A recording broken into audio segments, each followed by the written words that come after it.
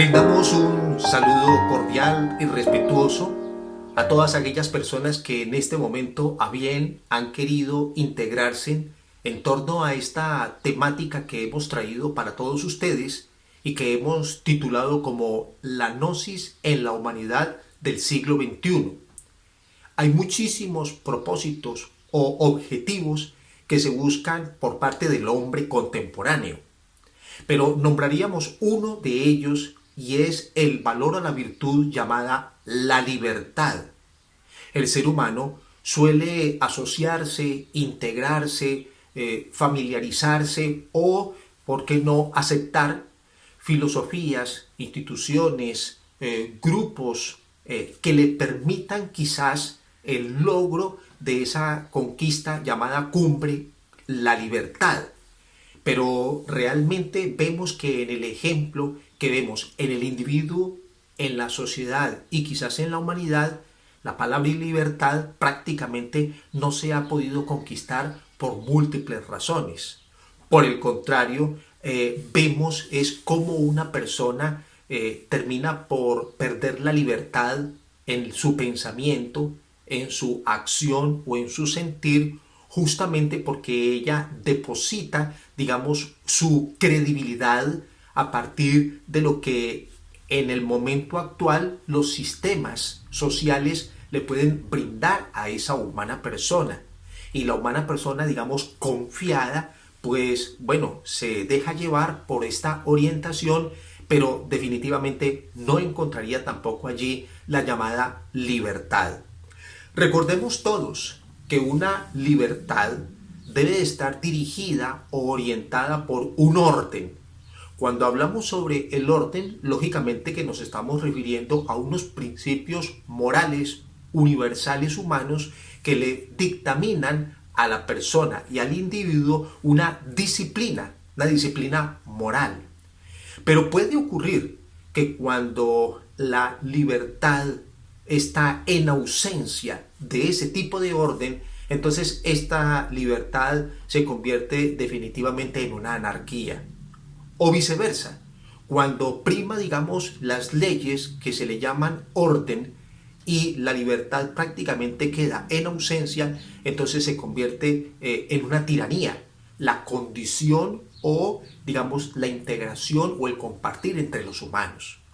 Por eso es que el gnosticismo universal, procurando estar, digamos, en un equilibrio perfecto sobre la libertad, habla es sobre la libertad creadora, que es aquella que le permite que el espíritu individual y particular de la persona humana pueda expresarse en una forma libre y altruista, y que cuando lo hace en pro, digamos, de un beneficio no solo para sí mismo, sino para las personas o colectividad que haya a su alrededor, significando con esto que alcanzaría un valor que se llama libertad en su interior, pero también la proyectaría y la compartiría para el bienestar de quienes le rodean.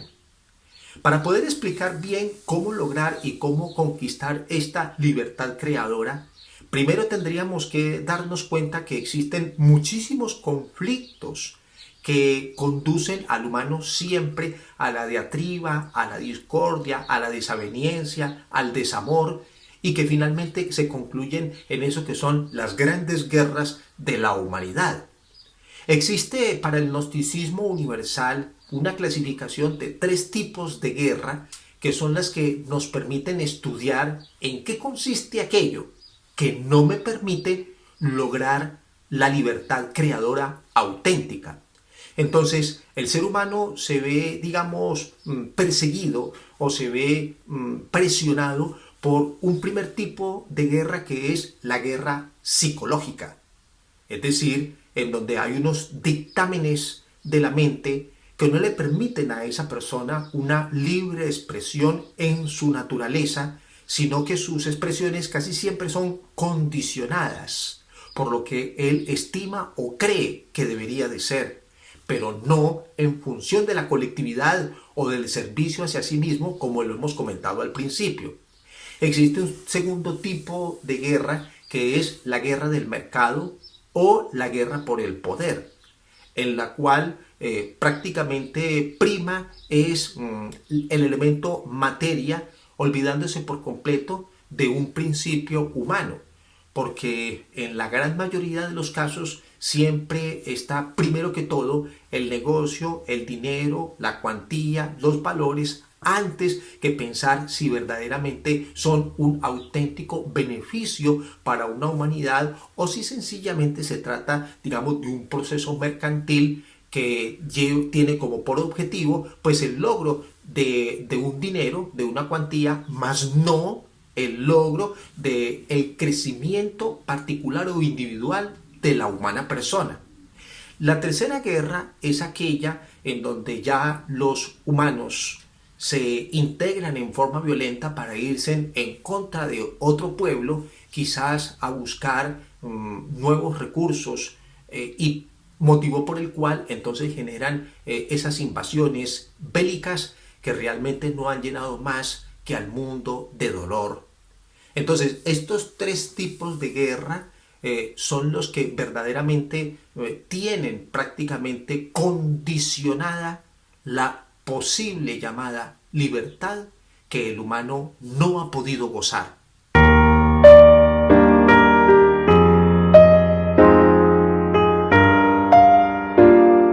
El fanatismo es toda actividad, pensamiento o emoción que se ejerce sin medida, sin control y sin razón, provocando el sectarismo en la humana persona, la que lo impulsará a que tome represalias contra supuestos adversarios o que nunca existieron. Toda persona que cae en cualquier tipo de fanatismo, indiscutiblemente él y su psiquis son invadidos por el egoísmo, la envidia, la mala voluntad o el odio. Estas son las razones que llevan al mundo a la guerra. Por ejemplo, en el tipo de guerra psicológica, basta con que aparezca el odio entre dos grandes amigos y automáticamente la amistad es reemplazada por la moneda más desvalorizada, que es la ingratitud. En el segundo tipo de guerra, del mercado o del poder, se presenta cuando hay saturación en el consumo y la demanda se detiene. Esta es la razón de la mayoría de las guerras bélicas y su mortandad a lo largo de la historia de la humanidad. En el tercer tipo de guerra, de la violencia o de los atropellos, las autoridades se hacen obedecer, aplicando sus leyes a la fuerza, debido a que la ciencia del amor o el amor como ciencia está en ausencia, tanto en el que dirige como en el dirigido. Y el único mediador que existe entre los dos es el miedo, el temor a la vida misma, y por ello se lanzan masivamente las personas en el desespero colectivo hacia países ajenos o incluso a las calles de su propia ciudad.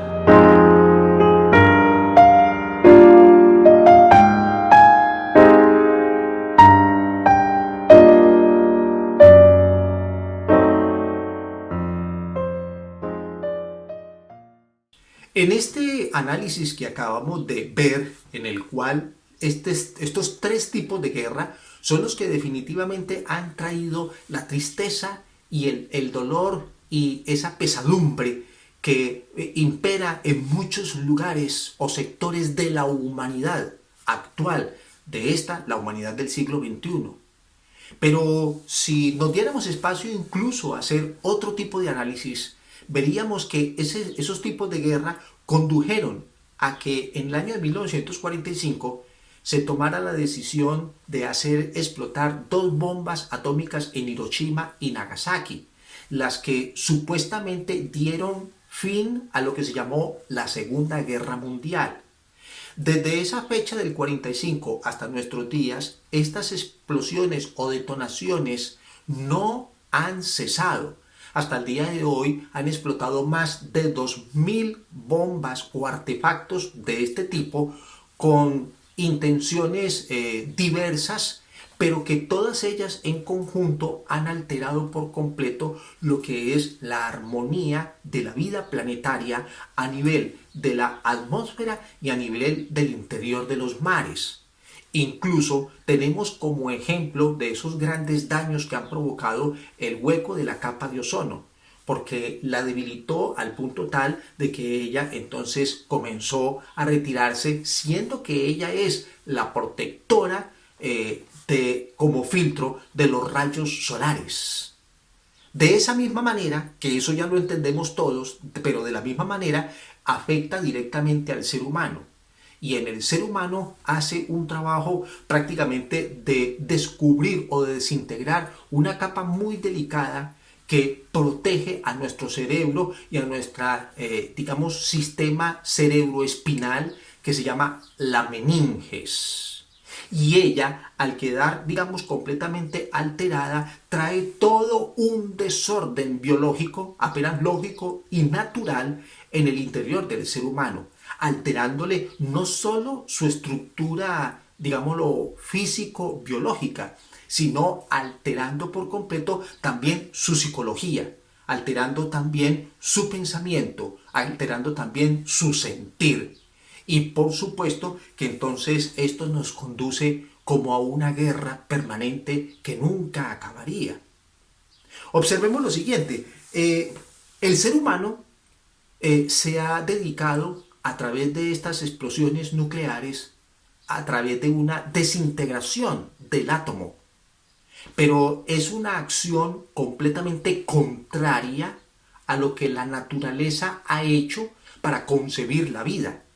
Desde que la naturaleza tomó la decisión de concebir la vida, lo que ha hecho es integrar las partículas para que ellas formen los átomos y los átomos formen las moléculas formen las células y así sucesivamente hasta formar toda una estructura de la materia viva que es la que conocemos hoy distribuida en los 3 reinos de la madre naturaleza. Pero eso se hace al natural por las fuerzas conscientivas que dirigen la vida. Pero cuando el humano interviene en esto y él a través de fuerzas artificiales desintegra lo que la naturaleza tanto tiempo le costó integrar, entonces va retrogradando lo que es el escenario de la vida que tanto tiempo ha costado para que podamos tener lo que hoy en día conocemos. Significando con esto que al retrogradarse la vida por la desintegración del átomo, entonces tendríamos que evocar prácticamente aquellos cataclismos antidiluvianos, si pudiéramos darle este nombre, que fueron los que en forma natural al principio existieron para el proceso de la vida, pero en este momento por las características artificiales traerían la muerte para la humanidad.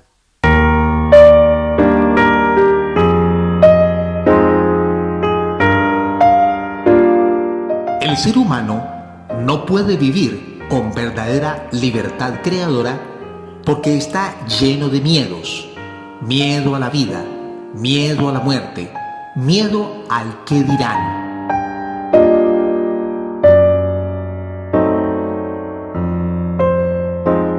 El hombre y la mujer del siglo XXI generalmente están llenos de odio, de orgullo, de envidia, de codicia, de ira, de lujuria, de amor propio o de celos, etc.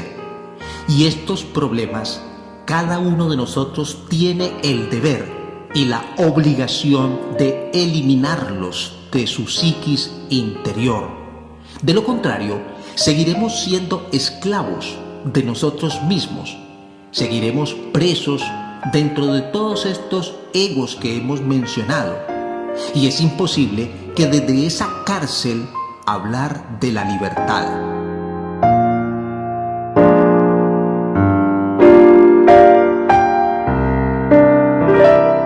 La auténtica libertad creadora está adentro de nosotros mismos, no está afuera. Por consiguiente, no se puede encontrar en ninguna latitud del planeta, sino adentro de sí mismos, dentro del propio ser humano.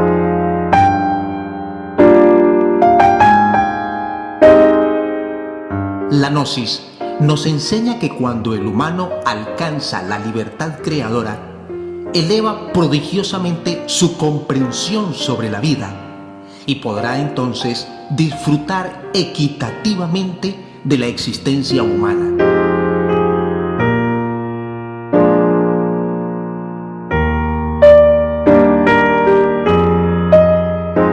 Estimado amigo, si eres un amante de la libertad y buscas la verdad, láncese sin temor en el camino de su propia vida, resuelto a eliminar sus defectos, a ser casto en pensamientos, en palabra y en obra, y ganará el derecho de ser guiado por la conciencia de la vida misma.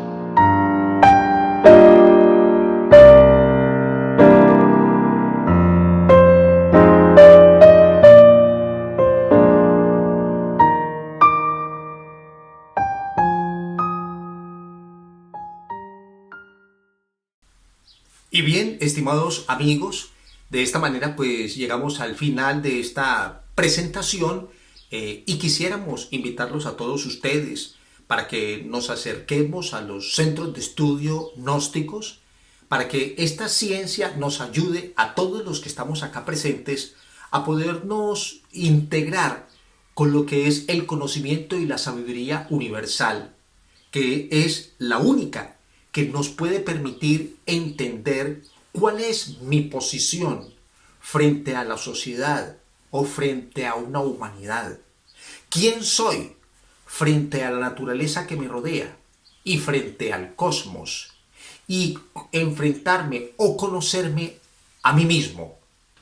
Porque de esta manera estaríamos sacándole el mejor provecho a la existencia que hemos tenido participando aquí en medio de la humanidad del siglo XXI y que no nos pase en vano la vida presente.